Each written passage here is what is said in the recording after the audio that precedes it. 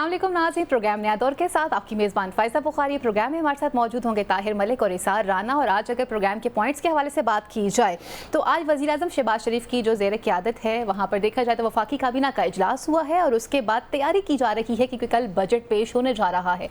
उससे पहले हमारे जो वज़ीर ख़जाना हैं उन्होंने अपना इक़्तिसादी सर्वे भी जारी किया है और कुछ बड़े अहम पॉइंट्स भी उस पर डिस्कस किए गए हैं। जैसे उन्होंने बताया कि महंगाई की जो शरह थी 48% से कम होकर 11% तक आ चुकी है और हम भरपूर कोशिश कर रहे हैं कि हम 1 डिजिट के ऊपर स्टैंड कर लें।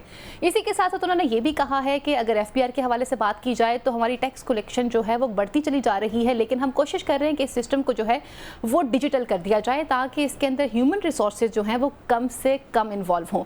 मजीद उन्होंने ये भी कहा है कि ज़राअत के हवाले से भी हम काफ़ी ज़्यादा काम कर रहे हैं। गंदम के ऊपर बजाते खुद प्राइम मिनिस्टर जो है वो नोटिस भी ले रहे हैं। चावल से इस दफ़ा हमें अच्छी खासी बम्पर क्रॉप हासिल हुई है और हमने उसमें ज़रा मुबादला भी अच्छा कमाया है।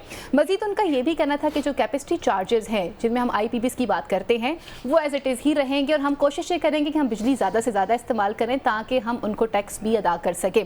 स्टील मिल के हवाले से भी उनका यही कहना था कि हम उसे फ़िलहाल बहाल नहीं कर सकते हैं बल्कि ये कोशिश कर रहे हैं कि उसे स्क्रैप के अंदर बेच दिया जाए। PIA की निष्कारी भी की जाएगी और मज़ीद उनका ये भी कहना था कि जहाँ पर तमाम तर चीज़ों को देखा जा रहा है वहीं पर सबसे बड़ी इंपॉर्टेंट बात यह है कि हम IMF के पास नहीं जाना चाहते थे, ये हमारे प्लान का हिस्सा नहीं था, लेकिन हमारी मजबूरी है कि हमने IMF के पास जाना है और उनकी शराइत पर भी अमल करना है। सवाल यहाँ पर यह है कि बजट भी पेश किया जाएगा, क्या एक आम बंदा जिसकी आमदन बहुत कम है क्या बजट जो है वो उसको देखकर तैयार किया जाएगा? एक तरफ पे बेरोजगारी भी बढ़ती चली जा रही है, महंगाई भी बढ़ती चली जा रही है, तो एक आम बंदे को किस तरह से गवर्नमेंट फैसिलिटेट करेगी? ताहिर मलिक साहब की तरफ बढ़ते हैं और उनसे पूछते हैं कि वो कल आने वाले बजट को किस तरह से देख रहे हैं। मलिक साहब, कल हमारा लास्ट सेगमेंट भी यही था, हम जिसमें बात कर रहे थे कि जी आपने चीन के हवाले से भी बात की थी जिसमें हमने डिस्कस किया था कि जी गवर्नमेंट बता रही है कि हमने तो काफ़ी अचीवमेंट्स कर ली हैं, अच्छी अच्छी सरमायाकारी भी आना शुरू होगी। और आज का जो सर्वे अगर देखा जाए फिगर्स के पॉइंट ऑफ व्यू से तो उन्होंने बड़ा अच्छा बयान कर दिया कि हम ये भी करना चाह रहे हैं, ये भी करना चाह रहे हैं। तो सर कल आने वाला बजट कितना मतलब जो है अवाम दोस्त बजट होगा और आप इसमें कितना रिलीफ देख रहे हैं? अवाम दोस्त क्या होगा वो तो मेरे लिए, अगर आपने वज़ीर ख़जाना की आपने प्रेस कॉन्फ्रेंस की बात की तो उनसे पूछा गया जी को ABC को प्लान, उन्होंने कहा हमारा तो एक ही प्लान है, वो IMF प्लान है। तो बजट मुझे समझ नहीं आ रही कौन सा बजट, किसका बजट, किसने बजट बनाना है। IMF से आपने कर्जे लेने हैं, आपकी उसमें जो थोड़ी सी इंटेलिजेंस आपने डाली वो आपने एक निजकारी का शो डाल दीजिए, PIA भेज देंगे, फलां भेज देंगे, फलां। मकसद ये है, पॉइंट देखें बजट क्या होता है। बजट एक सिंपल सी चीज़ है कि एक साल में आपकी आमदनी कितनी होगी, आप खर्चेंगे कितना। जो मुझे थोड़ी सी समझ आई है उसमें इन्होंने कहा जी कि हम तकरीबन 12,000 या 13,000 अरब रुपए का ना टैक्स इकट्ठा कर लेंगे और खर्चा कितना है 18-19 हज़ार अरब। भाई वो 6,000 अरब कहाँ से आएगा? ये है IMF, वो आपको पैसा देंगे, फिर आप अगले साल मजीद उससे कभी चाइना के पास कहेंगे रोल ओवर कर लो, कभी पेरिस क्लब चले जाएंगे, कभी UAE चले जाएंगे। तो उसमें कोई बुनियादी कोई चीज़ चेंज नहीं है। मैंने कल भी आपको बताया था बुनियादी चेंज तब आएगी जब आप ये कहेंगे कि हम सरकार अपने अखराजात कम करती है। जो मैंने कल आपको बताया था कि 4500 अरब रुपया, मैं नहीं कह रहा, आपका हफीज़ पाशा जो पाकिस्तान के वज़ीर ख़जाना रहे हैं, जिनकी बीवी इस वक्त आपकी हुकूमत का हिस्सा है, वो फरमा रहे हैं कि 4500 अरब आप जो है ना नजायज़ ज़ाया कर रहे हैं मराद की सूरत में। तो आप अपने पे तो आ नहीं रहे। वो इस 70 साल की एक ही स्टाइल है कि जनाब हमने खर्चा कम नहीं करना। देखें ना, किसी घर में मर्द औरत की क्यों लड़ाई होती है? मियाँ कहता है, जो समझदार होता है कहता है यार देखो अल्लाह ताला ने जो मुझे मेरी आमदनी दी है मैं ईमानदारी से कोशिश कर रहा हूँ, 1000 कमा रहा हूँ, तुम 1000 में घर चला लो। यही है ना कॉमन सेंस। हमारे नबी ने भी क्या फरमाया कि आप जितनी चादर है, जितने आपके पाँव उस तरह फैलाओ। अब मुझे इसका आप जवाब दे दें, 76 साल से आपने अभी तक बुनियादी चीज़ ही नहीं समझी। मुसलसल आप खसारे में जा रहे हैं, बेशर्मी से आप कहते हैं हम IMF के पास जाएंगे, सेकंड ऑप्शन कोई नहीं।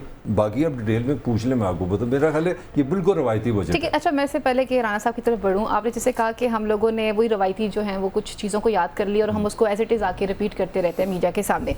जनाब ये जो प्लान उन्होंने तरतीब दिया है कि इतना हमने टैक्स इकट्ठा करना है, हम फ़लाँ चीज़ में भी डिजिटल की तरफ जा रहे हैं, फ़लाँ चीज़ में भी जा रहे हैं, ये बातें स्क्रीन की हद तक या शायद प्रेस कॉन्फ्रेंस की हद तक तो लोगों को अच्छी लग सकती हों या कुछ लोगों को अच्छी लगती हों।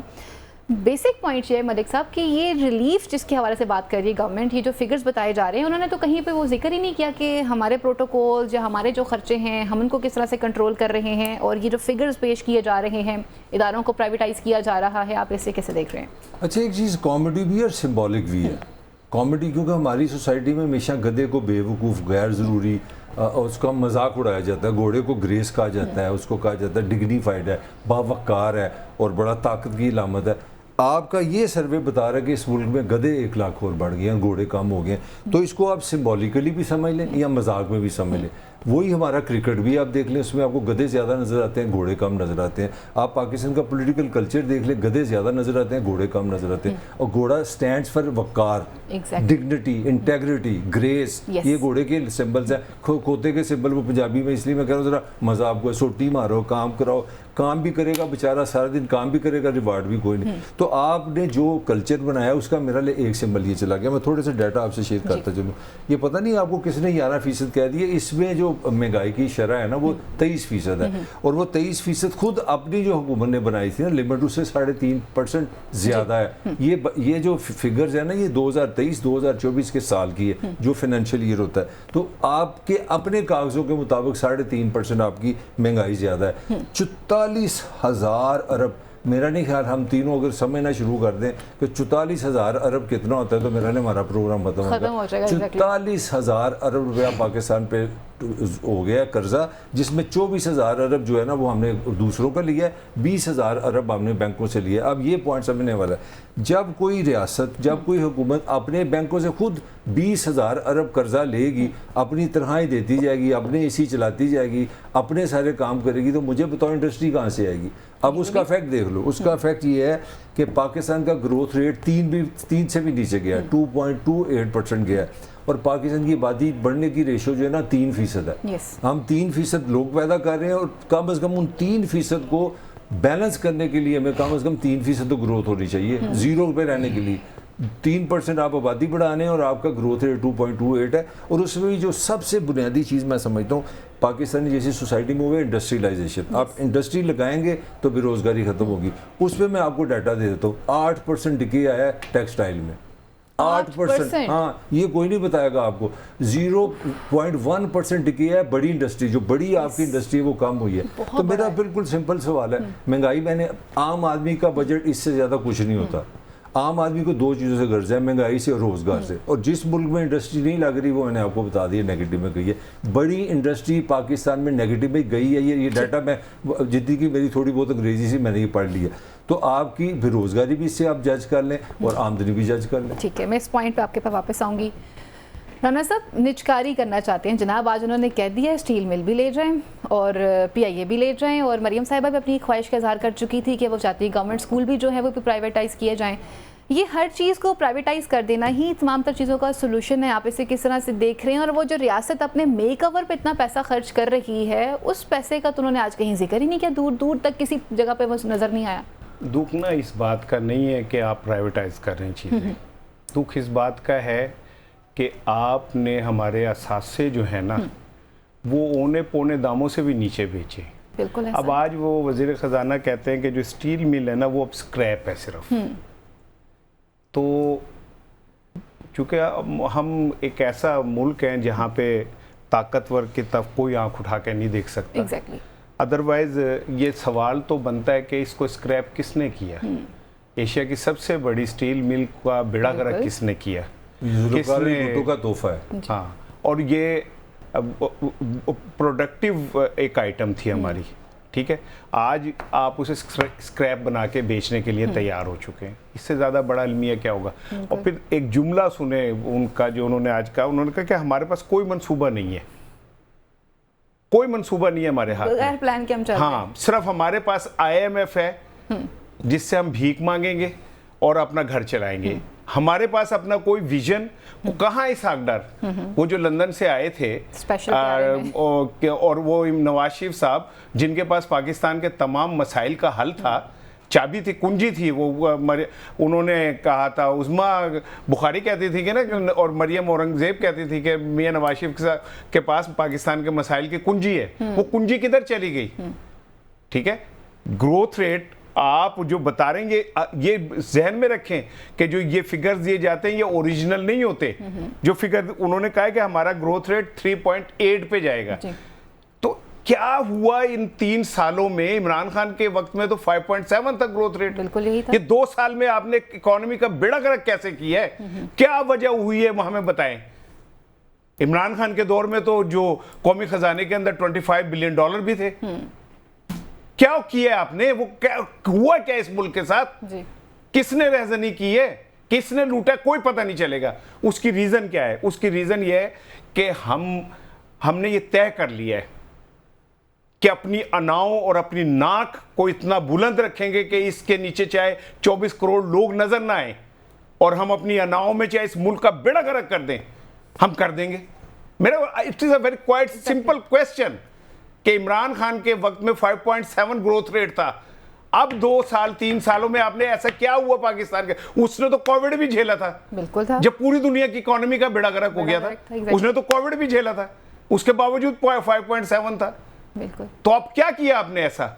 और ये जो सारा कुछ ये बुलशिट, ये जो आप लोगों को सुना रहे हैं ना, कल भी बजट के नाम पे, सब धोखा है, झूठ है। Yes। इससे बड़ा लतीफा क्या होगा कि वो कहते हैं महंगाई की शरह 48 से कम होकर 11% पे आ गई। लोग हंसेंगे नहीं?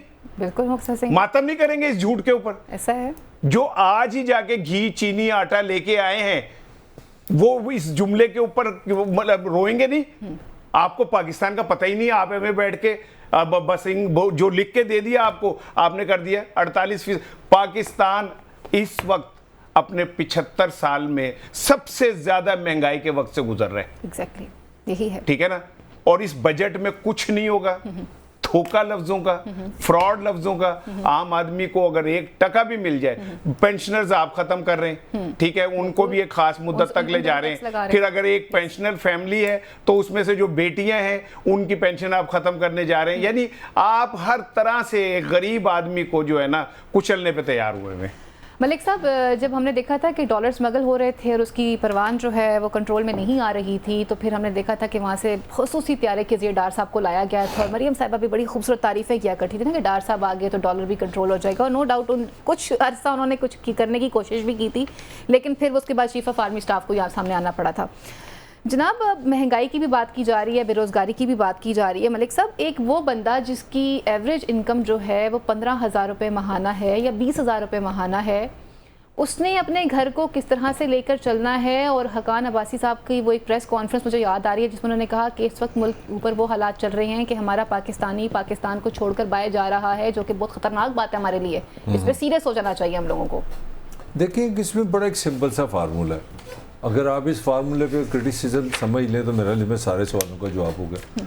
कल आप अभी तो स्पेकुलेशन है ना, कल हुकूमत ने अपने सरकारी मुलाजमों की तरह में इजाफा करना है, पेंशन में इजाफा करना है। वो पाकिस्तान नहीं है, मतलब मैं इस तरह नहीं कह रहा कोई किसी और मुल्क के हैं। तो इससे क्या मतलब है? आपका बजट तो फिर होना चाहिए सिटीजन ऑफ पाकिस्तान के लिए। आप फिर मुझे ये इसका जवाब दें कि अगर एक बंदे का 16वां स्केल, अगर उसकी 15,000 सैलरी बढ़ी है, एक का 17वां स्केल है उसकी 11,000 सैलरी बढ़ी है, एक का 30वां स्केल है उसके 2,000 बढ़े हैं, तो आप पाकिस्तानी जो उसकी जो इनकम कम हो रही है उसका क्या कर रहे हैं? ये सिंपल सा सवाल है। पाकिस्तान अगर 24 करोड़ लोगों का है तो हुकूमत तो 24 करोड़ों की है। इसका मतलब है कि हमारी जो, मैं जो बार बार आपको कह रहा हूँ कि ये जो बजट होता है, ये अपना अन्ना वंडे रियोड़िया मुड़ मुड़ अपने कार, ये अपनी सारी गेम है। अपने मुलाजम, अपनी रियासत, अपने इनके लॉसेस हैं। ये जो कहते हैं ना बजट हसारा फलाना खसारा, तो हम लोगों को अभी इन्होंने कंफ्यूज किया हुआ है। हसारा किस चीज़ का है? अपने अखराजात का हसारा है। मैं जो बार बार आपसे रो रहा हूँ, हमारा ताल्लुक तो तब है ना, मुझे तो तब पता चले ना कि ये मेरे लिए तो ये खबर है। अब अगर राना के 4 बच्चे स्कूल जा रहे हैं, अगर वो प्राइवेट स्कूल में जा रहे हैं क्योंकि सरकार ने अपना इतना बुरा कर लिया स्टैंडर्ड के आपने बच्चों को बाहर नहीं भेज सकते, इसका मतलब है इसकी 20% जो सैलरी है वो प्राइवेट लोग लेके जा रहे हैं। मुझे तो कल ये समझ आया ना कि हम पब्लिक स्कूलों का म्यार इतना बढ़ाने लगे हैं सरकारी का कि एक आम आदमी अपने बच्चे प्राइवेट से उठा के वहाँ बैठे हो, उसका 20% हम इनकम बड़ी करने लगे हैं। हम हेल्थ का बजट 5 गुना बड़ा करने लगे हैं ताकि आप प्राइवेट इलाज न कराएं। जिसकी 100 रुपये आमदनी उसकी बैठे बैठाए 20 रुपये आमदनी बढ़ाएं। मुझे कोई इस तरह का बजट समझाए ना जो आम आदमी का बजट है। ये जो बजट है ये रियासत के अपने इदारों का है, और उसके साथ होना ये है कि ये चल नहीं रहे, इनकी निजकारी कर दो, इनकी निजकारी कर दो। और एक लास्ट नॉट द लीस्ट, आपने वापटा की निजकारी की है ना, 2 रुपए का यूनिट था 70 रुपए का यूनिट हो गया, ये है निजकारी। आगे चलो। ये तो भी एक डिपार्टमेंट की निजकारी की स्टोरी है राना साहब। इस तरह भी हम और भी बहुत सी निजकारियाँ करना चाहते हैं और कुछ डिपार्टमेंट्स को हम सेल भी करना चाह रहे हैं। जनाब मुझे ये बताइएगा कि ये जो हम फैक्ट्स एंड फिगर्स की बात कर रहे हैं, और वही बात मैं आपसे गेन करूँगी राना साहब, आपने कहा कि 75 साल तारीख में ऐसी बुरी कंडीशन पहले नहीं देखेगी पाकिस्तान के लिए जो मुआशी सूरत पे है। जनाब ये जो बड़े लेवल पे पाकिस्तानी बाहर जा रहे हैं, हर नौजवान तबका बाहर जाने पर बिलीव रखता है, फिर डाउन साइजिंग अलग से चल रही है, बजट आप तैयार कर रहे हैं, आमदन बढ़ नहीं रही है, आमदन वही है लेकिन अखराजात भी बढ़ रहे हैं, टैक्स भी बढ़ रहे हैं, तो ये क्या होने जा रहा है? अभी आप सुन लेना जी, जो पेट्रोलियम मसनूआत है ना उन पे 5% ये सेल्स टैक्स लगाने जा रहे हैं। आप ज़रा समझें कि 5% सेल्स टैक्स का क्या मतलब होगा अगर पेट्रोलियम की मसनूआत पे, ये पेट्रोलियम से मुराद तेल, पेट्रोल, डीजल, ये वो। अच्छा, अब एक और फिर जीएसटी की जो शरह है वो भी 1% बढ़ा देंगे पेट्रोलियम मसनूआत के ऊपर। अब आगे चले, जो हमारी बुनियादी स्ट्रेंथ है ना वो है ज़राअत। ज़राअत में ज़रूरी अशिया, बीज, खाद, ट्रैक्टर, अद्वियात, इन पे 10% सेल्स टैक्स जो है ना वो मज़ीद लगने जा रहा है। अंदाज़ा करें कि जो हमारी ये मलक की डोमेन है, वैसे तो मैं तो वैसे ही जो पढ़ रहा हूँ मुझे सामने नज़र आ रहा है कि अगर आप ज़रूरी मसनूआत के ऊपर जैसे खाद है, जैसे क्या कहते हैं ट्रैक्टर है, बीज है, तो वो तो किसान तो पहले अब रो रहे थे। पहले आप उनके ऊपर ये इस तरह की वो लगाते हो, फिर उसके बाद वो बेचारे जैसे मर्जी जून, जुलाई, अगस्त, सर्दी, बारिश, तूफान के बाद अगर कोई एक फसल बनाने में कामयाब हो जाते हैं, फिर आप उसे खरीदते नहीं हो। ठीक है मलिक साहब, आप कॉमर्स को समझते हैं, मुझे ये किसी टाइम समझाइएगा, जो इन्होंने गंदम बाहर से मंगाई थी, इंपोर्ट की थी, वो कितने अरब डॉलर की थी? मेरा सवाल ये है कि वो कितने अरब डॉलर कहां से आए प्राइवेट शोबे के पास, या किसने दिए उन्हें? एक मिनट जुमला पूरा सुन लो, ठीक है। डॉलर की जब पाकिस्तान में शदीद मंदी थी तो हुकूमती सरपरस्ती में गंदम को इंपोर्ट करके डॉलर किसने बाहर भिजवाए? ये कौन फैसिलिटेटर था जिसने पाकिस्तान के डॉलर, जब पाकिस्तान डॉलर के लिए मर रहा था उस वक्त वो डॉलर के गंदम के नाम पे बाहर भेज दिया, और ये पैसे कहां से आ गए? ये निगरान जब हुकूमत थी तो इस हुकूमत ने जो शहबाज शरीफ की थी, इन्होंने $3 बिलियन 3 अरब डॉलर IMF से कहा था ये हमें आर्जी तौर पे फौरी चाहिए जिंदगी मौत का। और कमाल की बात है, जिस दिन वो पैसे आए ना उसके अगले दिन ही हमने गंदम मंगवा ली, जवाब मिल गया। वही डॉलर, वही डॉलर से मुराद वो मतलब जहाँ से आए वहां से चले गए। ये इस तरह ही है कि मैं जाकर लंडे से कोट लूं और जाकर लंदन भेज दूं, मैं कहा भाजी गोरा साहब ताटे कोट आए सर, नहीं, इसकी और बेहतर मिसाल मैं आपको बताऊं, ये बिल्कुल ऐसी जैसे इंस्टॉलमेंट पे मैं मोबाइल लूं, ठीक है, मैं इंस्टॉलमेंट आपको देके मोबाइल लेके और इसे सस्ती कीमत पे कहीं बाहर बेचाऊं, ठीक है ना, तो और उसमें से दिहाड़ी लगा लूं अपनी और आपको किस्तें देता रहूं। ये इतने बड़े कौमी जुर्म हैं। ये जो बजट हर साल एक रवायत बना लिया आपने, बस कल आप देखिएगा बजट वो पढ़ेंगे, अपोजिशन शोर मचाएगी, कागज वो हवा में फेंकेगी और वो मुसलसल बोलते रहेंगे जैसे एक स्टीरियोटाइप कोई चीज है। Exactly. ठीक है ना, और हम और कौम उस मजाक को देखेगी और कहेगी लो जी ये बजट आ गया। बजट तो सारा साल आता है, बजट तो हर महीने आता है, और फिर मुझ पे जो नए टैक्स लगाने, तो मैं पहले 20 टैक्स दे रहा हूं। ब्रेक में मंगाए वो इलेक्ट्रिसिटी बिल, जिन्हें कितने टैक्स लगे हुए उस पे, एक्स्ट्रा टैक्स बहुत ज्यादा, ठीक है। बाहर निकलेंगे टैक्स, सड़क पे चलेंगे टैक्स, पान खाएंगे टैक्स, बोतल पिएंगे टैक्स, पानी खरीदेंगे टैक्स, बटन ऑन करेंगे टैक्स, बटन ऑफ करेंगे टैक्स। कौन सी चीज है जो हमें नहीं तुमने हम पे बख्शी? और हम सारे मिलके जितना टैक्स देते हैं ना, इस मुल्क के सरमायादार जो 80% दौलत के मालिक है ना, उसका 20% टैक्स देते हैं। तो, और उनसे कोई इसलिए नहीं ले सकता कि वही तो पार्लियामेंट में बैठे हुए, वही तो हुकूमतें कर रहे हैं। शुगर माफिया पार्लियामेंट में, घी माफिया पार्लियामेंट में, गंदम माफिया पार्लियामेंट में, ड्रग माफिया पार्लियामेंट में, लैंड माफिया पार्लियामेंट में, तो उन्होंने यही करना है जो हो रहा है। अच्छा मलिक साहब, गंदम की बात की जा रही थी तो वो कह रहे हैं प्राइम मिनिस्टर खुद उस पर बजाते खुद नोटिस ले रहे हैं, तो मुझे हंसी इसलिए आ रही है कि अभी आपने कहा जी हमने गंदम भी बाहर से मंगवा ली, फिर बम्पर क्रॉप भी हो गई, आज वो कह रहे हैं कि जी वो जो मिडिल मैन है ना, आड़ती, हमने उसके एक रोल को भी बीच में से ख़त्म करना है क्योंकि सारी डंडी भी शायद वहीं से ख़राब हो जाती है। कैपेसिटी हमारे पास है नहीं गंदम को स्टोर करने के लिए। जब बम्पर क्राई हो जाती है, क्रॉप हो जाती है, फिर उसके बाद किसान सड़कों पर आ जाते हैं और हर दफा पे एक नया हम देखते हैं ड्रामा। साहब इसके साथ ही मैं वैसे आज आपको हमने यहाँ बतौर इकोनॉमिक एक्सपर्ट बुलाया है, जरा मुझे मैंने आपसे सब ये भी पूछना था कि वो जो वजीर आजम ने एक्शन लिया था गंदम स्कैंडल पे, उसका क्या बना? कोई वो फर्दर कुछ हुआ? अपने खिलाफ ही एक्शन ले लेना रहना बड़ा सियाना है सीधे ही मेरे को सवाल करता है। अच्छा, कोई एक्शन नहीं हुआ? नहीं, अगला सवाल जी जनाब। एक्शन यहाँ पे एक साबिक वजीर आजम जो निगरान था, वो जिसका सिर्फ काम था इलेक्शन कराए, वो कह रहा है अच्छा फिर मैं बताऊं तुम्हारी औकात क्या है 45 फार्म की, उस पर कोई एक्शन मुझे दिखा दो। गंदम का जिस बंदे पे जिसके टेन्योर में गंदम का क्राइसिस हुआ है, वो अगली हुकूमत बना के बैठा हुआ है। और भाई ये सीधे आज तक 71 में हमने हमूदुर्रहमान कमीशन शायद नहीं की, कहीं पढ़ के पता ना चल जाए किसने क्या किया। हम तो बड़े समझदार, उसको पढ़ने वाले को गद्दार कहा जाता है। नहीं, वही मैं कह रहा हूँ। देखिए बात बड़ी सिंपल है, जो मैं बार बार कह रहा हूँ। मतलब जिस तरह मैं छोटी सी आपको इंडिया की मिसाल दूँ, यहाँ पे गंदम का भी आपको पता है, अब गंदम चीनी एक्स्ट्रा हो गई है। चीनी एक्स्ट्रा होने से आराम से उन्होंने कहा कि जनाब हमें इजाज़त दे दें बाहर बेचने की। नॉर्मली जब महंगी होती है तो हमें कहते हैं डिमांड एंड सप्लाई। देखो क्या हमारे साथ क्या होता है। अब मैंने अगर शुगर बनाई है तो मैं बिजनेस कर रहा हूँ ना, अगर पाकिस्तान में मेरे पास ज़्यादा शुगर होगी तो उसका फ़ायदा किसको होना चाहिए? क्योंकि सप्लाई ज़्यादा होगी तो शुगर सस्ती होगी। अब ये इन्होंने इजाज़त दे दी है, ये सारी बाहर चली जाएगी। अच्छा, इसी तरह खान जब आया था तब भी ऐसे ही हुआ। पहले आते जनाब उनको 3 बिलियन रुपए मिल गए अपना। ये सारों का एक ही करैक्टर है।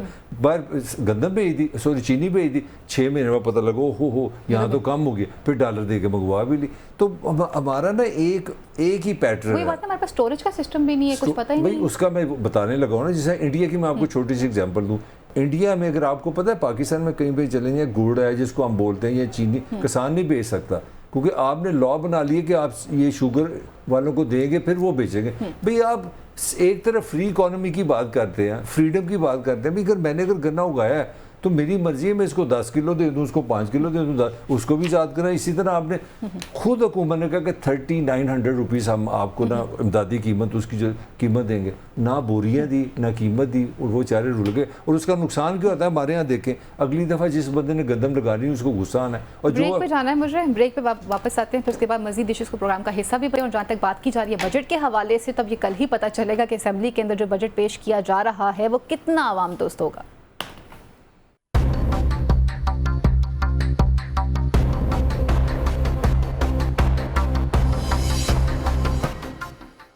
जी वेलकम बैक नाज़रीन। अब कुछ बात करते हैं पॉलिटिकल चेंजिंग के हवाले से। पाकिस्तान तहरीक इंसाफ जो है वो सियासी जमातों के साथ मुज़ाकरात करना चाहती है। बानी तहरीक इंसाफ इमरान खान साहब का ये कहना है कि जो कुछ भी हो गया है उसे माफ़ करने के लिए तैयार हूँ, लेकिन ये चाहता हूँ कि मुज़ाकरात के लिए रास्ते भी खोले जाएँ। आज ये बयान बैरिस्टर गौहर साहब ने दिया, जिन्होंने बताया कि बानी तहरीक इंसाफ जो हैं वो इस तरह के ख्यालात रखते हैं। इस हवाले से महमूद खान अचकज़ई साहब को भी अपने एतमाद में लिया जाएगा। मज़ीद उनका ये भी कहना था कि ये तमाम तर मामलात भी तय किए जाएंगे, मगर यहाँ पर सबसे बड़ा जो इम्पॉर्टेंट क्वेश्चन है वो ये है कि क्या बानी तहरीक इंसाफ जो हैं अगर वो अपनी शराइत सामने रखेंगे, मुज़ाकरात करेंगे, तो वो क्या दोबारा से इलेक्शन की बात करेंगे, नहीं करेंगे? क्या उनके केसेस जो हैं उनका खात्मा हो सकेगा? मुज़ाकरात किस बेस पे किए जाएंगे? और इसके साथ साथ हम राना साहब से जानते हैं कि पाकिस्तान तहरीक इंसाफ तो तैयार हो चुकी है राना साहब मुज़ाकरात के लिए। अब इस मुज़ाकरात को आप किस तरह से देख रहे हैं और आप क्या समझते हैं कि दूसरी तरफ से कितनी संजीदगी का इजहार किया जाएगा? देखिए, ये जो आज इतनी बड़ी खबर ब्रेक हुई कि जी वो इमरान खान ने कहा है कि जी ठीक है मुज़ाकरात करें। सबसे पहले तो ये कि ये उन लोगों के लिए बड़ी हैरानगी की बात होगी जो समझते हैं कि इमरान खान बस अड़ जाता तो अड़ जाता है जी। लेकिन इसके पीछे एक बारीक पॉलिटिकल मूव है। बारीक पॉलिटिकल मूव ये है कि इमरान खान ने ये सब काजी फाइज ईसा साहब के कहने पे किया है। आपको याद होगा कि आखिरी समात में काजी फाइज ईसा साहब ने मशवरा दिया कि पॉलिटिकल फोर्सेस आपस में बैठें, तो इमरान खान ने सुप्रीम कोर्ट की इज्जत बढ़ाते हुए इस बात को मान लिया। ये इमरान खान को क्रेडिट जाता है कि मैंने तो सुप्रीम कोर्ट के कहने पे किया है। और उन्होंने ये भी कहा कि मैं अपनी सारी तलखियां भूल जाता हूँ, ठीक है ना, जो बात हुई है। अब गेम क्या होगी? अब गेंद चली गई स्टैब्लिशमेंट और पॉलिटिकल पार्टीज के कोर्ट में कि वो वाइस वर्सा क्या करते हैं, वो रद्द अमल में क्या देते हैं। इमरान खान तो कह दिया कि जी मैं तो तैयार हूं, ठीक है। अब आप अपने बिहेवियर से ये साबित करें कि आप भी तैयार हैं। अच्छा, वो बिहेवियर क्या है जी? बिहेवियर ये है कि जैसे कल मैंने आपको बताया कि लाहौर में जिस तरह गिरफ्तारियां हुई, सनम जावेद, मशवानी, अब वो हमारे शहबाज गिल साहब और बाकी लोग, तो अब आपको इस एक पॉजिटिव रद्द-ए-अमल देना होगा, ठीक है, गुड जेस्चर देना होगा, एस्टेब्लिशमेंट को भी थोड़ा सा देना होगा अगर आप मुज़ाकरात में संजीदा हैं। अब अगर नून लीग पॉजिटिव रद्द-ए-अमल नहीं देती तो इसका मतलब है कि काजी साहब वर्सेस नून लीग आमने सामने खड़े हो जाएंगे, क्योंकि काजी साहब ये कह रहे हैं कि आप पॉलिटिकल आपस में बैठे और एक बंदा मान रहा है, एक बंदा नहीं मान रहा, तो ये एक बारीक पॉलिटिकल गेम है। मैं समझता हूँ कि इमरान खान ने एक अच्छा सियासी शॉट मारा है। ताहिर साहब, पहले तो मुज़ाकरात नहीं करना चाहते थे, लेकिन जैसे भी राना साहब ने कहा और कल हमने प्रोग्राम में भी डिस्कस किया कि खुद काजी फायज़ ईसा साहब ने यह मशवरा दिया कि आपको मुज़ाकरात करने चाहिए। आज उन्होंने कह दीजिए आज बिस्मिल्लाह करें। मुज़ाकरात की शराइत क्या हो सकती हैं और क्या हुकूमत की तरफ से कोई संजीदगी का मतलब इजहार किया जाएगा, इसको वो संजीदा लेंगे नहीं लेंगे, और वो ताकतवर हल्का जिसकी बात कर रहे थे खान साहब, क्या वो भी इन मुज़ाकरात में शामिल होंगे या नहीं? कोई भी नहीं होगा, कुछ भी नहीं होगा। चीफ जस्टिस ने कहा उसका काम है, ठीक है, वो कह सकता है, पॉलिटिशियन कह दे। मैं आपको अभी पहले खबर दे देता हूँ, नवाज शरीफ ने रिफ्यूज़ कर दिया। उसने कहा जब हम कहते थे ये टाइम ही नहीं है, अब वो उसका ख्याल है, नवाज शरीफ का ख्याल है कि क्योंकि हमने इकॉनमी को कंट्रोल कर लिया, 14 रुपये की रोटी कर ली है, $1 बिलियन हमें मिल गया आज वर्ल्ड बैंक से, तो हमारे तो वारे न्यारे होने जा रहे हैं, जाओ अपना। बात ये है। दूसरी ये मुज़ाकरात क्या आपने करने हैं, अचकज़ी से मुज़ाकरात करने हैं, क्या करने हैं? फिर आपने अभी भी देखे दुनिया में मुज़ाकरात की एक रूह होती है। हाँ, अभी भी वो एक तो मुझे लगा कि ये पहली दफ़ा हाँ को समझ आई है कि हालात जो है ना ठीक नहीं है, क्योंकि इस मुल्क में बहुत बड़ी, ये मेरे साथ बैठा है, हम सबको एक ख्याल था इस मुल्क में, एक भुट्टो की भी एग्जाम्पल है, एक अल्ताफ़ हुसैन की एग्जाम्पल है, बस इसमें तरीके से बात कर सकते। ये पॉपुलैरिटी, अगर आप इस तरह की पॉपुलैरिटी से आप इस निज़ाम से लड़ेंगे तो फिर आपका हाल, आप भुट्टो को भी सामने रख लें। 4 अप्रैल 1979 फांसी का दिन है, अल्ताफ़ हुसैन जिंदा है, ज़िंदगी ख़त्म हो गया। वो अल्ताफ़ हुसैन वो आदमी था जिसका 1-2 आने की टेलीफोन की कॉल होती थी कि कल 8 बजे सुबह कराची बंद है, दुनिया का तीसरा चौथा बड़ा शहर फुल बंद, मक्खी भी नहीं हिलती थी, कितने गया अल्ताफ़ हुसैन। तो अब एक तो हाँ को ये समझ आइए। अब इसमें भी एक मेरे ख्याल में टेक्निकली एक चीज़ समझने वाली है, ये गलती है। गलती ये है कि आप दुनिया सारी का जो रूल है, मुझे ली बहुत बड़ा नाम है दुनिया में कीवर्ड पॉलिटिक्स में, सिंगापुर का वज़ीर आज़म है, मैंने उसकी एक बात इतनी अपील मुझे की है, मैंने इससे वाइज कोई चीज़ नहीं दुनिया में सुनी। He was asked what is life, कहता गिव एंड टेक। मैंने अपनी बीवी से रिलेशन देखा, अपने बच्चों से रिलेशन देखा, यहाँ मैं बोलता हूँ कि मुझे हर जगह गिव एंड टेक नजर आई।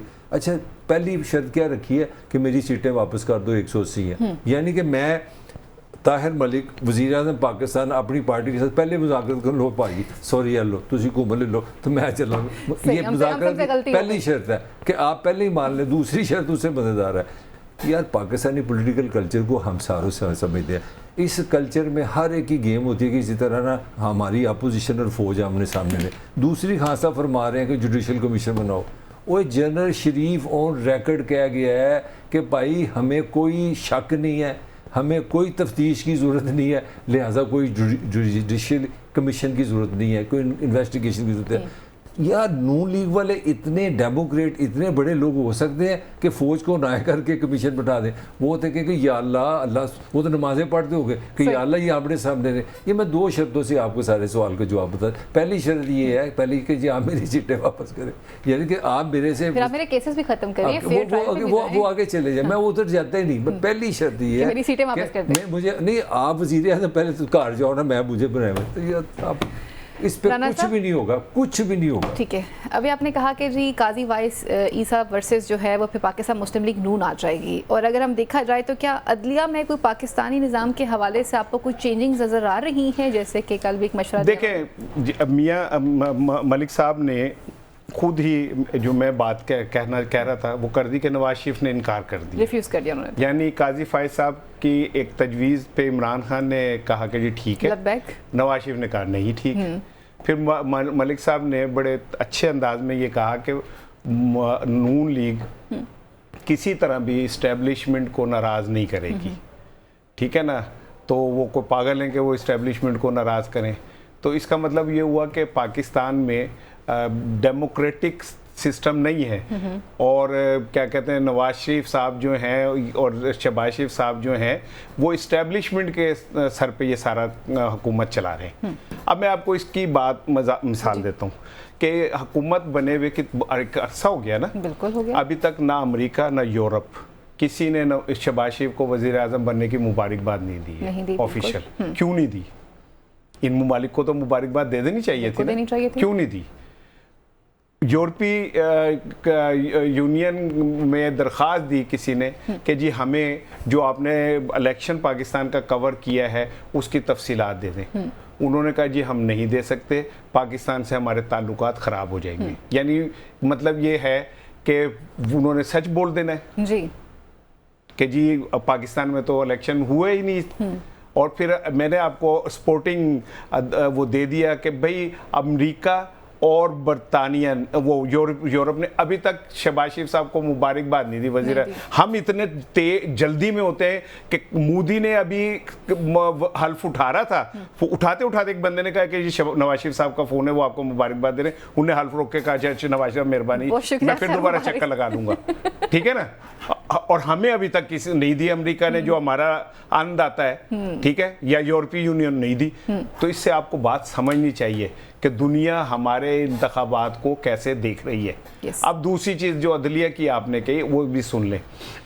वो जो 3 पिंडी के हलके हैं ना, और उसमें इलेक्शन कमीशन मुस्लिम लीग नून के जो तर्जुमान के तौर पे काम कर रही है, उन्होंने उनकी दरख्वास्त के ऊपर फौरी तौर पे कहा कि जी ठीक है ये तीनों ट्रिब्यूनल ख़त्म नए बना दिए जाएं।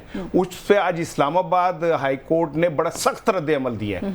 उन्होंने कहा आप कौन होते हैं ये फैसला करने वाले, और जब सारी चीज़ें तय हो गई, सारा कुछ हो गया, तो अब आपने उनके लोगों के केस खुर्दा उस पर आपने कहा जी चेंज कर दें।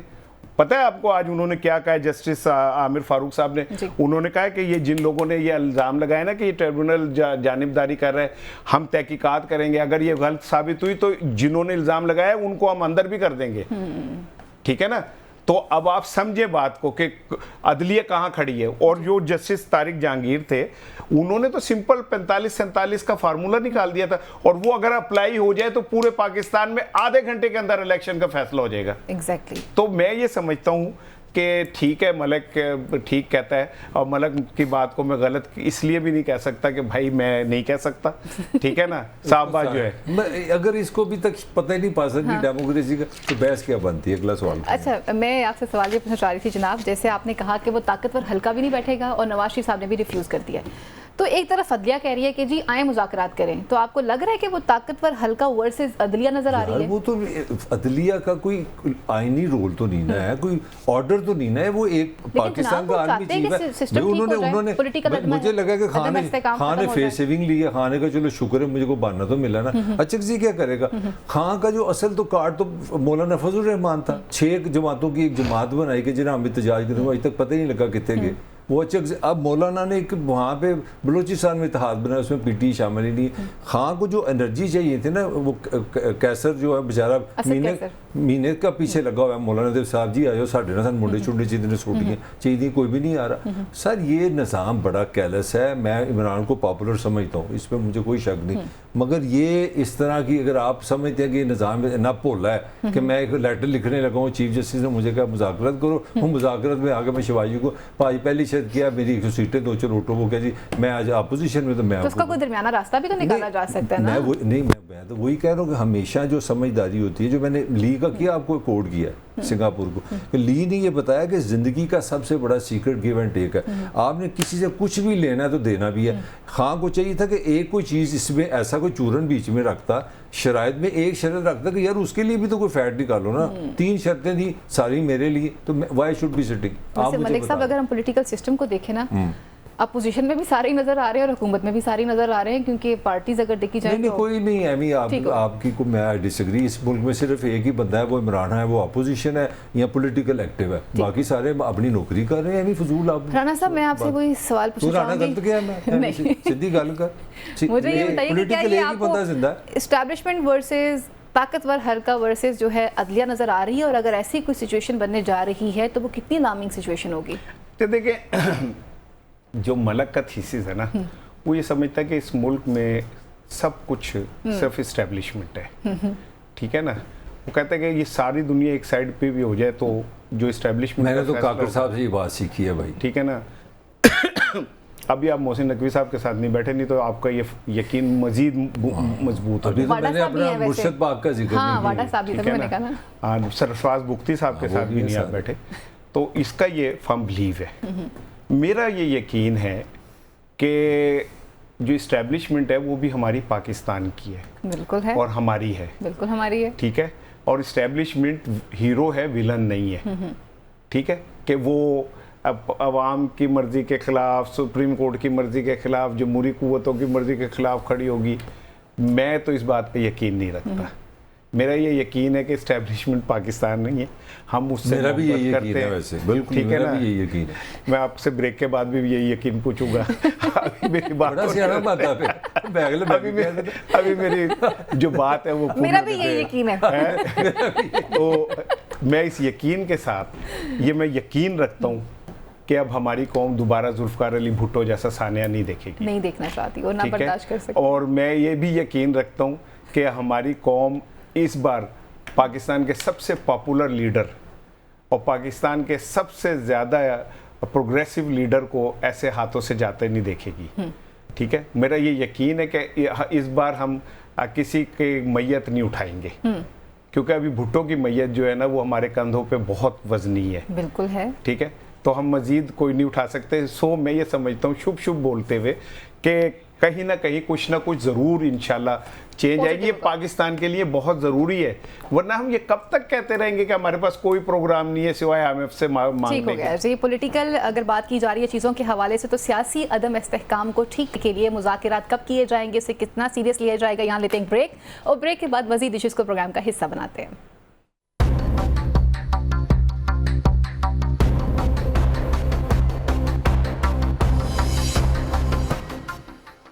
जी वेलकम बैक नाज़रीन। अब कुछ बात करते हैं सियासत पे बड़ी आने से पहले कुछ मशवरे भी दिए जा रहे हैं और कहीं पर कुछ पेश गोई भी की जा रही है। मंजूर बसान साहब ये कहते हैं कि उन्हें नहीं लगता कि गवर्नमेंट जो है वो 6 माह से ज़्यादा चल सके, बल्कि वो ये कह रहे हैं कि कौमी असम्बली को तहलील कर दिया जाएगा। ये शहबाज शरीफ साहब को करना पड़ेगा, उन्हें कुछ ऐसे हालात नज़र आ रहे हैं। मजीद वो कहते हैं कि जी अगर बानी तहरीक इंसाफ इमरान खान को रिलीफ मिल रहा है तो उसमें खुश होने की ज़रूरत नहीं है, क्योंकि रिलीफ दिए भी जाते हैं और वापस भी ले लिए जाते हैं। साथ साथ उनका ये भी कहना है कि इस वक्त अगर नवाज शरीफ साहब ये सोच रहे हैं कि वो प्राइम मिनिस्टर बन जाएंगे तो ये चांसेस भी नजर नहीं आ रहे। दूसरी तरफ पे शेख रशीद साहब जो काफ़ी अरसे बाद बोले हैं, उन्होंने ये कहा है कि जी बड़ी ईद आने वाली है, मैं कहता हूँ कि तमाम इदारे जो हैं अपना दिल बड़ा करें और बड़ेपन का मुजाहरा करते हुए केसेस को ख़त्म किया जाए, लोगों को रिहा किया जाए, लोग अपनी फैमिलीज़ के पास जाएँ। और इस हवाले से उन्होंने मजीद ये भी कहा है कि वो इस बात की तवक्को रखते हैं कि उनकी बात पर अमल भी किया जा सकता है। राना साहब, बड़ी ईद आने से पहले बड़े बड़े मशवरे दिए जा रहे हैं। अब शेख साहब हुआ करते थे जो कहते थे कि कुर्बानी से पहले कुर्बानी हो जाएगी, अब वो ये कह रहे हैं कि कुर्बानी आने से पहले आप अपनी अना की कुर्बानी कर दीजिए, जो मजलूम इस वक्त बंद हैं उन्हें वापस घर भेज दीजिए। आप उसे किस तरह से देखते हैं? वो ना एक नजूमी था, उसका जो तोता था ना, जब लोगों का रश बढ़ जाता था तो तोता कहता था कि लाइन लगाएं, बारी बारी आएँ। वो लोग बड़े खुश होते थे। एक दिन वो तोता उड़ गया, वो बेचारा नजूमी ढूंढता ढूंढता एक दरख्त पे गया, वहाँ बैठा हुआ था तो कौवे उसे ठोंगे मार रहे थे और तोता मुसलसल कह रहा था कि लाइन लगाएं और बारी बारी आएँ। तो ये जो रट्टू तोते होते हैं ना, मजबूर वसान को एक ही तरह के ख्वाब आते हैं। हाँ जी। शेख रशीद साहब का मैंने 2-4 साल पहले, 5 साल पहले भी पढ़ा था कि बकरा ईद से पहले उन्होंने कहा था बड़ी कुर्बानी होगी और ये होगी और वो होगी। और भाई पाकिस्तान की सियासत अब ख्वाब देखने से नहीं बदलेगी, ये इतनी कॉम्प्लिकेटेड हो गई है, ठीक है ना। मैं कहता हूँ बड़े आज़म से कि इमरान खान मुज़ाकरा चाहता, वो कैटेगोरिकली कह देता कि नहीं कुछ नहीं होगा, ठीक है ना। पाकिस्तान की सियासत और जमहूरियत तो खैर वैसे भी वो परवीन है जो गुंडों में फंसी हुई है, ठीक है। इस बेचारी पे तो मुझे वैसे ही तरस आता है कि जमहूरियत के बादशाह जो हैं वो अपने वर्कर से 3 उंगलियों का हाथ मिलाते हैं, अगर हाथ मिल जाए, और फिर जाके धो भी लेते हैं फौरी तौर पे कि हमने अछूतों से हाथ मिलाया था। तो ये जो जमहूरियत है जिसमें एक बंदा 4 दफ़ा वज़ीर आज़म, 7 दफ़ा वज़ीर आला, उसकी बेटी वज़ीर आला, उसका भाई वज़ीर आज़म, उसका भतीजा वज़ीर आला, उसका कुड़म जो है वो डिप्टी वज़ीर आज़म, ये अगर ये जमहूरियत है तो भाई माफ़ कर दो, ठीक है, यहो जी जमहूरियत। ठीक, दूसरी चीज़ ये कि जो शेख रशीद है ना, शेख रशीद बेचारा इस टाइम ना इररेलेवेंट हो चुके हैं, उन बेचारों की उनका चूरन नहीं बिकेगा अभी फिलहाल सिंपल सी बात यह है कि अगर पाकिस्तान में इस्तेकाम आना है तो वो यही है कि एस्टेब्लिशमेंट और इमरान खान ये किसी तरह आपस में बैठ जाएं तो बहुत अच्छा मुल्क बन जाएगा। इमरान खान पे लोग ट्रस्ट भी करते हैं, बैरूनी दुनिया भी ट्रस्ट करती है, ठीक है, उसके ऊपर कोई करप्शन का इल्ज़ाम भी नहीं है, ठीक है। अल कादरिया वाले 190 जो है वो पाकिस्तान में मौजूद हैं, ठीक है। तो मेरा ख्याल है कि हमें एक क्रेडिबल फेस भी चाहिए। तो मेरा ख्याल है कि मैं नहीं चाहता कि इमरान खान भी नहीं चाहता रिलीफ मिले, इंसाफ मिलना चाहिए। ठीक हो गया जी। मलिक साहब, शेख रशीद साहब और मंजूर फैसान साहब दोनों की डिफरेंट स्टेटमेंट्स हैं। एक चाहते हैं कि रिलीफ दिया जाए और माफ़ कर दिया जाए, दिल बड़ा किया जाए, और दूसरे ये कहते हैं कि जी नहीं, पॉलिटिकल सिस्टम चलता हुआ नज़र नहीं आ रहा मुझे। नहीं, मेरा नहीं ख्याल, मुझे दोनों को लगता है बस वो मीडिया के लिए सर्व कर रहे हैं। देखें, राणे ने कहा था ना वेस्ट वोस्ट, ये कोई चक्कर नहीं होता अमरीका अमरूका। मुझे याद है कि वजीर अपना मोहतरमा बेनज़ीर के ना सेक्रेटरी थे, मैं भूल गया, फाइनेंस सेक्रेटरी थे जी, बड़े मशहूर ब्यूरोक्रेट थे। उनकी मुझे एक बात समझ आई ना, हम तो खुद तो नहीं ना चीज़ें एक्सपीरियंस करते, साफ़ी दूसरों से विजडम लेता है ना। तो उन्होंने कहा मुझे बेनज़ीर ने एक दफ़ा मैं बताया ना, कॉमर्स रिपोर्टर बैठे थे, उन्होंने मुझे बेनज़ीर ने बताया कि मुझे ना अपना पता चल गया था मेरी हुकूमत जा रही है। तो मैंने कहा आपको किस तरह पता चला? उस काजी शायद उनका नाम था कोई इस तरह से। कहती है मुझे काजी का फ़ोन आया वाशिंगटन डीसी, उसने कहा बीबी आपकी हुकूमत जा रही है। उसने मैंने कहा आप बीबी की हुकूमत क्यों जा रही है? उसने कहा मैं अपने पैसे कर्जे देने से इनकार करती है। तो ये एक इंडिकेशन, हम जिस लेवल के लोग हैं ना, हमारी तो ये होती है ना, जिसने तुम इस चक्कर में हो कि मैं मेरी तरह बढ़ जाए, मुझे ये नौकरी परमानेंट हो जाए, इस तरह हमारे हुक्मरानों का एक ही स्ट्रेस होता है, या अल्लाह आइए मैं पैसे दे दे। तो बीबी ने कहा कि मुझे तब पता चल गया था कि पार्टीज ओवर। इस वक्त जो सिचुएशन है ना, आपको समझनी पड़ेगी। आप जो सियासत कर रहे हैं ना, रियासत की लेवल पे देखें, रियासत की लेवल है, आपने IMF से कहा जी हमें आर्जी तौर पर $3 बिलियन दे दें, मिल गए। फिर आपने कहा जी $6 बिलियन का हमें दूसरा एक पैकेज दें, वो भी निगोशिएट हो रहा है। आज इसी दिन की खबर है कि डैम के लिए वर्ल्ड बैंक ने $1 बिलियन की इन्वेस्टमेंट कर दी है। इसका मतलब जो गोरा है ना, वो आपके साथ है, और मैं किसी और दुनिया का बंदा हूँ। आगे चलते हैं चाइना, जो कल मैंने आपको इतनी डिटेल बात समझाई कि पाकिस्तान ने एक शिफ्ट की हुई है चाइना की तरफ, और चाइना से सबसे ज़्यादा पाकिस्तान लोन जिसका देना वो चाइना है। आम बंदे को शायद इसका अंदाज़ा नहीं है। वो रोल बैक के लिए तैयार हैं, वो आपसे गारंटी मांग रहे हैं, तफज़ मांग रहे हैं, CPEC-2 is in the action. तो रियासत का जो मामला है ना, वो अपने जो उनका फ्रेम है, मैं किसी की वकालत नहीं कर रहा, मैं हमारा काम है जो किसी की अंडरस्टैंडिंग को उसको समझना और एक्सप्लेन करना। रियासत और हुकूमत में पीपल्स पार्टी और नून लीग, दो बड़ी जमातें, ये तीनों बड़े प्रोटेक्टिव हो गए। इनको पता लग गया था पहले, थोड़ा थोड़ा पीपल्स पार्टी और नून के ज़हन में था कि इमरान बहुत पॉपुलर है, ये स्ट्रीट पावर में ना कन्वर्ट कर जाए। उनको काफ़ी इत्मीनान हो गया साल 2 साल में कि पॉपुलर होगा, स्ट्रीट पावर रह गया। और एक असर एक चीज़ थी जहाँ से वो हिट कर रहा था, वो उन्होंने फायरवॉल 40 अरब रुपया लगा के फायरवॉल बना दी। उनका चलो सोशल मीडिया पे गया, जो होता था हम ना बाज आएंगे मोहब्बत से, तुम जैसे लोग बड़े इस तरह के पोस्टें लगाते थे, मुझ जैसे लोग सारी मोहब्बत सी ना फेसबुक पे, उन्होंने कहा चलो अभी खत्म।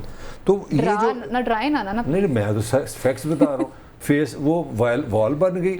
और जो रियासत का माइंड था कि हमारा जो फाइनेंशियल क्राइसिस है, उसको वो अपनी तरफ से, यार मैंने कल भी आपको बताया, दुनिया में कभी हुआ है कि वज़ीर-ए-आज़म के साथ आदमी चीफ बैठे? ये मैसेज था, ये चाइनीज को मैसेज था कि भाई हम एक है और वी विल प्रोटेक्ट यू, आप पैसे लगाएं। तो मुझे तो गेम कुछ और नजर आ रही है। राना साहब, क्लोजिंग पे जाने से पहले मैं चाहूंगी कि 40 अरब रुपए हमने खर्च कर दिए फायर वॉल के ऊपर, और अभी हमने एक बजट कल पेश करना है, और उसके लिए हमारी तैयारी अभी आप देख लें कि वो क्या होने वाली है। इसे आप किस तरह से कंक्लूड करते हैं? और दूसरा, ये जो मंजूर फैसान साहब के आप कह रहे हैं किस तरह के ख्वाबशाब देखते रहते हैं, वो मैं तो समझती कि शायद कोई सियासी हलकों में इख्तलाफात की बाज़गश्त जो है वो स्टार्ट हो चुकी है। ये दुरुस्त थी? ये कुछ राय बता रहे थे? वो देखे, बात ये कि जो फायरवॉल लग रही है ना, जब वो लगेगी फिर उसके असरात जो आएंगे, फिर हम इस पे बात कर सकते हैं। और ये मलिक जो आपको या आप औरों को कहता है कि हम ना बाज आएंगे, मोहब्बत आप बहुत गाते हैं, चलो हम यही गा रहे हैं ना। हम ये तो नहीं गा रहे कि मियाँ साहब की तरह मुँह करके कि तू भी बदनाम से या मैं भी बदनाम वे, पता मैनू दोवां दा नहीं चंगा अंजाम वे, ठीक है ना। हम ये तो नहीं गा रहे ना, या वो लोग जो ये गा रहे हैं। लेकिन बाकी क्लोजिंग के लिए कहा जा रहा है, बस आप क्लोजिंग यही है कि अभी इश्क के इम्तहान और भी हैं। आय हाय, इश्क के इम्तहान और भी हैं, और एक इश्क का इम्तहान जो है वो कल है, वो बजट आने वाला है। फ़ायज़ा बुखारी को, ताहिर मलिक को, इसार को कल तक के लिए इजाज़त दीजिए। अल्लाह निगहबान, पाकिस्तान जिंदाबाद।